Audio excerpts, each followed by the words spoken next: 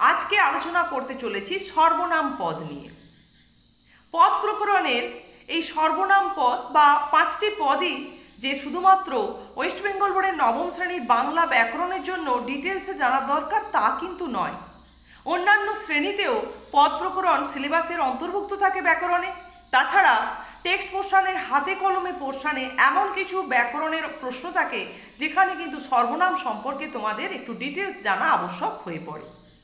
তাই আজকে আমরা জানব সর্বনাম পদ কাকে বলে, সর্বনাম শব্দের অর্থ কী, সেই সঙ্গে সর্বনাম পদকে কেন এই ধরনের নাম দেওয়া হলো, সর্বনাম পদের প্রকারভেদ আর প্রত্যেকটি প্রকারভেদের উদাহরণ সহ সংজ্ঞা নিয়ে আলোচনা। তোমরা যারা আজকে আমার চ্যানেলে নতুন, চ্যানেলটি সাবস্ক্রাইব করে নিও নবম এবং দশম শ্রেণীর বাংলা টেক্সট পোর্শন এবং ব্যাকরণের উপর থেকে নতুন নতুন ভিডিও পাওয়ার জন্য। সামনে রয়েছে সেকেন্ড সামেটিভ ইভ্যালুয়েশন এবং পরীক্ষার ঠিক আগেই কিন্তু বেশ কতগুলি পর্বে নমুনা প্রশ্ন উত্তর আলোচনা করব, যাতে করে পরীক্ষার জন্য তোমাদের রিভিশনটা ঠিকঠাকভাবে হয়ে থাকে। তাহলে চলো যাই আজকের মূল আলোচনায়। প্রথমেই জানি সর্বনাম পদ কাকে বলে।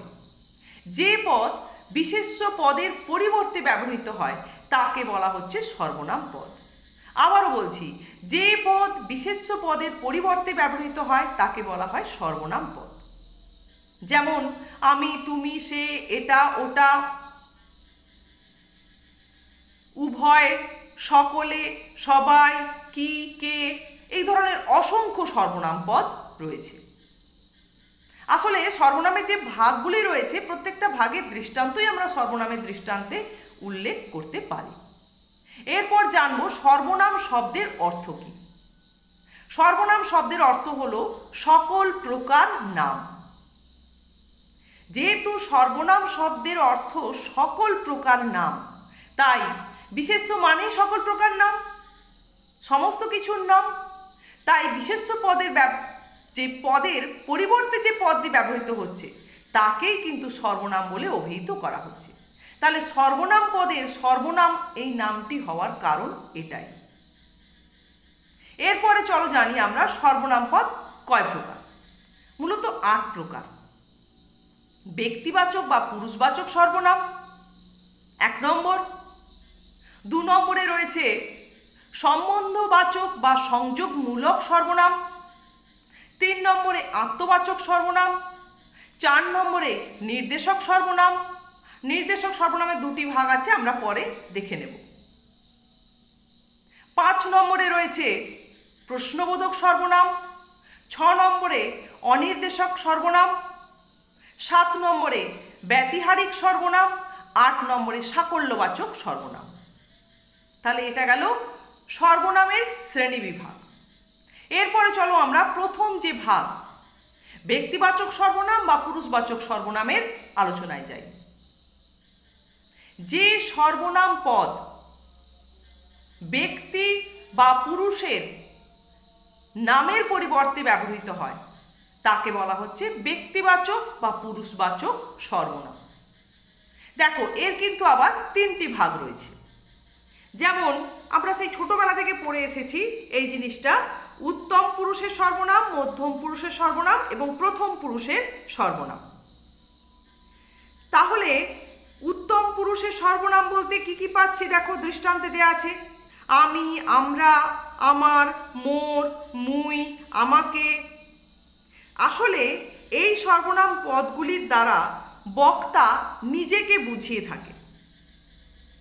তাহলে বক্তা নিজেকে বোঝাতে যে সর্বনাম ব্যবহার করে থাকে সেগুলি হচ্ছে উত্তম পুরুষের সর্বনাম। এরপর 2 নম্বরে যে বক্তা তার সামনে উপস্থিত শ্রোতাকে বোঝাতে যে সর্বনাম ব্যবহার করছে সেটা হচ্ছে মধ্যম পুরুষের সর্বনাম। তাহলে আমরা যখনই বক্তা, আমরা যে কেউ যখনই বক্তা হই তখন আমাদের ঠিক সামনে উপস্থিত ব্যক্তিকে বোঝাতে আমরা কি ধরনের সর্বনাম ব্যবহার করি, যেটা মধ্যম পুরুষের সর্বনামে দেওয়া আছে। দেখো, তুই, তুমি, আপনি, আপনারা, আপনার, তোমার, তোর, এই ধরনের সর্বনামগুলোকে আমরা মধ্যম পুরুষের সর্বনাম বলে অভিহিত করে থাকি। এছাড়া প্রথম পুরুষের সর্বনাম, সেখানে কি হয়, বক্তা এবং বক্তার সামনে উপস্থিত শ্রোতা ছাড়া আর দূরবর্তী স্থানে যে ব্যক্তিরা রয়েছেন তাদেরকে বোঝাতে যে সর্বনাম ব্যবহার করা হচ্ছে সেটা হচ্ছে প্রথম পুরুষের সর্বনাম। যেমন কি সে, তিনি, উনি, ইনি, এরা, ওরা, এগুলি হচ্ছে প্রথম পুরুষের সর্বনাম। তাহলে এটা গেল ব্যক্তিবাচক বা পুরুষবাচক সর্বনাম। এরপরে 2 নম্বরে রয়েছে দেখো সম্বন্ধবাচক বা সংযোগমূলক সর্বনাম। যে সর্বনাম পদের দ্বারা 2 বা 2-এর বেশি ব্যক্তি বা বস্তুর মধ্যে সংযোগ বা সম্বন্ধ প্রকাশ করা হয়ে থাকে তাকে বলা হচ্ছে, সেই সর্বনামকে বলা হচ্ছে সংযোগমূলক বা সম্বন্ধবাচক সর্বনাম। দেখো এর দৃষ্টান্তগুলি কি রয়েছে। বলা হয়েছে যাহা, যা, যাহারা, যাহাকে, যিনি, যেটা, যেগুলি, যেসব, যে সমস্ত অনেক রকমেরই সম্বন্ধবাচক বা সংযোগমূলক সর্বনামের দৃষ্টান্ত হয়ে থাকে। তাহলে এগুলোর দ্বারা কি করা হয় না 2 বা তার বেশি বস্তু বা ব্যক্তির মধ্যে সম্বন্ধ বা সংযোগকে বোঝানো হয়ে থাকে। যেমন ধরো এখানে শব্দেই দৃষ্টান্ত দিচ্ছি, কিন্তু তোমাদের বাক্যে দৃষ্টান্ত অতি অবশ্যই দিতে হবে। যেমন ধরো বলা হলো রামবাবু আমাদের বাড়িতে কাল এসেছিলেন, যিনি অঙ্কের প্রফেসর। তাহলে রামবাবু আমাদের বাড়িতে কাল এসেছিলেন, এইখানে এই রামবাবুর নামের পরিবর্তেই কিন্তু যিনি এই সর্বনামটি ব্যবহৃত হচ্ছে।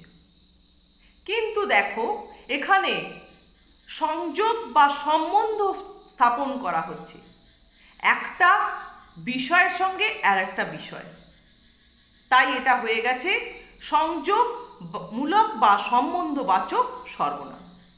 আবার অনেক ক্ষেত্রে দেখা যায়, দৃষ্টান্তে দেওয়া আছে দেখবে যে যা, তা, যেখানে, সেখানে, এভাবে সাপেক্ষ শব্দজোড়, মানে এটাকে সাপেক্ষ শব্দজোড় মানে একটার সঙ্গে যেন আর একটা সর্বনাম চলে আসে শর্ত সাপেক্ষে। যেমনি করা, যেমনি বলা তেমনি করা, যেমন করা তেমন ফল, যা তুমি বলেছিলে তাই আমি নিয়ে এসেছি। তাহলে এখানেও কিন্তু 2টি সর্বনাম দিয়ে একসঙ্গে সংযোগ বা সম্বন্ধই প্রকাশ করা হচ্ছে। এভাবেও কিন্তু 2টি সর্বনাম দিয়েও আমরা সংযোগমূলক বা সম্বন্ধবাচক সর্বনামের দৃষ্টান্ত দিতে পারি। এরপরে দেখো রয়েছে আত্মবাচক সর্বনাম। তাহলে নিজেকে বোঝাতে যে সর্বনাম পদ আমরা ব্যবহার করব বা নিজের পরিবর্তে যে সর্বনাম পদ ব্যবহৃত হয় তাকে বলা হচ্ছে আত্মবাচক সর্বনাম। যেমন দেখো মূলত এখানে নিজস্ব বা যেটা আত্মভাব সেটাকে এই সর্বনাম পদের দ্বারা ফুটিয়ে তোলা হয়। আমরা কিন্তু পুরুষবাচক সর্বনামের ক্ষেত্রে পড়েছিলাম যেটা উত্তম পুরুষের সর্বনাম, সেখানে কিন্তু বক্তা নিজের পরিবর্তে যে সর্বনাম ব্যবহার করছে সেটা প্রথম পুরুষের সর্বনাম, যেটা হচ্ছে আমি, আমরা। এখানে নিজেকে বোঝাতে মূলত যেটা আসছে নিজস্ব ভাব বা আত্মভাব প্রকাশ করার জন্য এই সর্বনামগুলি ব্যবহৃত হয়, তখনই কিন্তু সেটা আত্মবাচক সর্বনাম হবে।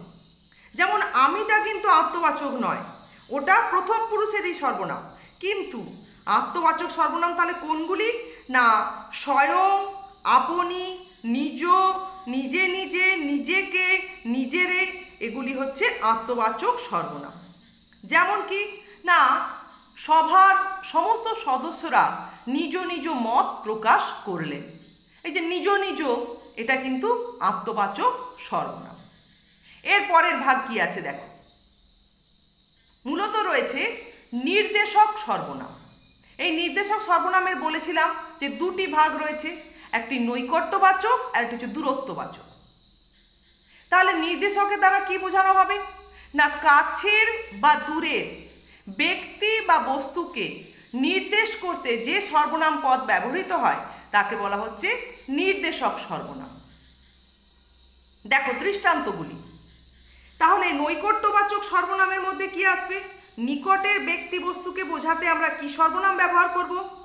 এই, ইহা, এরা, ইনি, এগুলি, এইগুলি, এই ধরনের সর্বনাম ব্যবহৃত হবে।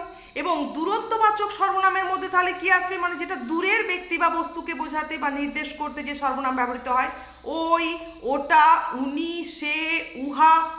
এর মধ্যে একটা জিনিস লক্ষ্য করবে যে কিছু সর্বনাম ব্যক্তিকে বোঝানোর জন্য ব্যবহৃত হয়, আবার কিছু সর্বনাম বস্তুকে বোঝানোর জন্য। আবার ব্যক্তির মধ্যেও সম্মানার্থে বা সৌজন্যার্থে ব্যবহৃত হয় এরকম কিছু সর্বনাম রয়েছে। সমস্ত ক্ষেত্রেই কিন্তু এটা তোমরা পাবে। তাহলে এটা গেল নির্দেশক সর্বনাম। এরপরে রয়েছে প্রশ্নবোধক সর্বনাম। তাহলে যে সর্বনাম পদের দ্বারা প্রশ্নকে উপস্থাপন করা হবে তাকে আমরা প্রশ্নবোধক সর্বনাম বলে অভিহিত করব। তাহলে দৃষ্টান্তগুলি দেখো। কে, কি, কার, কারা, কাহারা।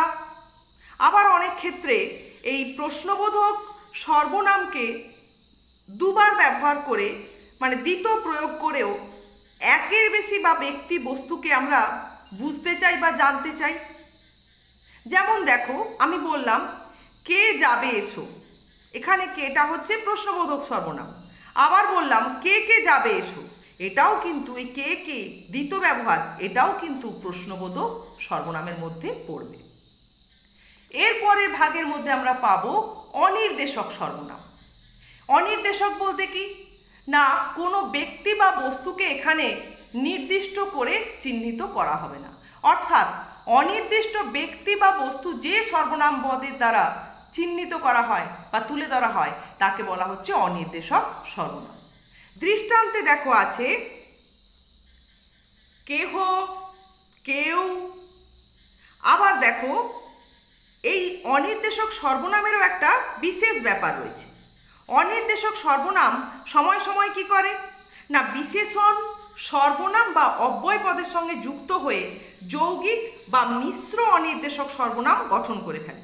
যেমন দেখো আর কেহ, কেহ কেহ, কেউ না কেউ, কিছু না কিছু। এখানে কিছু না কিছুটা কি, কিছুটা হচ্ছে বিশেষণ আর কেহ, আরটা হচ্ছে অব্যয়। এইভাবে যৌগিক বা মিশ্র অনির্দেশক সর্বনামও তৈরি হয়ে থাকে। এরপরে রয়েছে ব্যতিহারিক সর্বনাম। ব্যতিহারিক সর্বনাম বলতে কি না, কিছু ব্যাপার থাকে যেখানে পরস্পরের দ্বারা ক্রিয়া সম্পন্ন হয় বা নিজের সাহায্যেও নিজে ক্রিয়া সম্পন্ন করার অর্থ যে সর্বনামের দ্বারা প্রকাশ পাবে তাকে বলা হচ্ছে ব্যতিহারিক সর্বনাম। যেমন আপনা আপনি, নিজে নিজে। যেমন ধরো একটু আগে যে আত্মবাচক সর্বনামে বলেছিলাম সভায় উপস্থিত সকল সদস্য নিজ নিজ মত প্রকাশ করলেন। এখানে কিন্তু কারণ পরস্পরের আদান প্রদানের দ্বারা ক্রিয়া সম্পন্ন হলো না। এখানে নিজ নিজ বা ছেলেটি আপনা আপনি দাঁড়ালো, এখানে দাঁড়ানোর জন্য কিন্তু কারোর যে খুব আবশ্যক তা কিন্তু নয়। আপনা আপনি, নিজ নিজ এগুলো আত্মবাচক। কিন্তু যখনই আমরা বলবো গাড়িটি আপনা আপনি চলছে, এখানে কিন্তু আপনা আপনিটা হয়ে গেছে কি বলতো, ব্যতিহারিক সর্বনাম।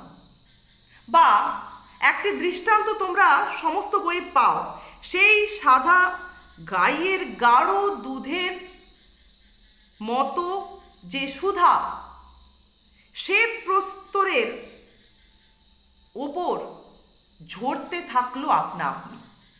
বিভিন্ন বই বিভিন্নভাবে রয়েছে, এটাও কিন্তু এখানে আপনা আপনি। দেখো গাইয়ের যে দুধ সেটা কিন্তু আপনা আপনি ঝরতে পারে না, তবু আপনা আপনি ঝরছে, এটা কিন্তু হয়ে গেছে ব্যতিহারিক সর্বনাম। এছাড়া সর্বনামের যেটা আজকে শেষ ভাগ, সাকল্যবাচক সর্বনাম। যে সর্বনাম পদের দ্বারা সকলকে বোঝাবে, সবাইকে বোঝাবে বা সমষ্টিকে বোঝানো হবে সেই সর্বনাম পদকে বলা হচ্ছে সাকল্যবাচক সর্বনাম। যেমন সব, সবাই, উভয়, সবে, সবে মিলে করি কাজ, হারি জিতি নাহি লাজ, রাম শ্যাম উভয়ে উপস্থিত ছিল। এই সবে, উভয়, এগুলি হচ্ছে সাকল্যবাচক সর্বনাম বলে চিহ্নিত হবে। তাহলে এই গেল আজকে সর্বনামের ওপর আলোচনা। যাই আলোচনা হয়ে থাকুক না কেন, তোমাদের সবসময় মাথায় রাখতে হবে যে কোনো দৃষ্টান্ত তোমরা বাক্যে উপস্থাপন করবে এবং বাক্যের মধ্যে উপস্থিত সেই সর্বনামের যে এতগুলি প্রকারভেদ, তার মধ্যে সেই সর্বনামকে অতি অবশ্যই রেখাঙ্কিত করবে, না হলে কিন্তু সেই উদাহরণে তোমরা নম্বর পাবে না।